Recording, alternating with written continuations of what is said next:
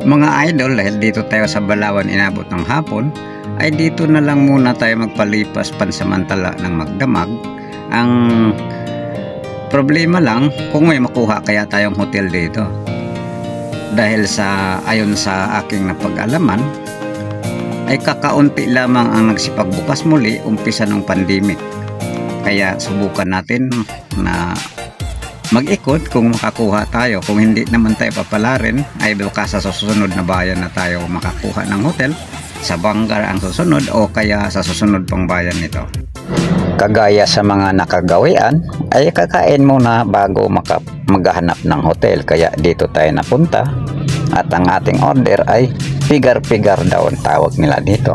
Tikman natin kung masarap ba ito. Habang hinihintay ang ating order ay pa-chillax muna tayo hanggang sa ihain sa atin. Sa wakas dito dumating na. Wow, masarap nga tingnan. Ano kayang lasa nito? Alam mo, libre pa yung nistin yan at saka yung only rice po niyan sa halagang 129. Only rice and free na malaki, parang garapon pa yung lagayan nila ng neste. Sold mga luwade. Grabe, hindi ko naubos yung juice. Parang garapon kasi. Lode Wing Sabi channel. Bit mo ba? Yamang tayo nakakain at tayo na itutuloy na doon sa ating nakuhang hotel. Ayoko. Ikaw naman sabi. Wala.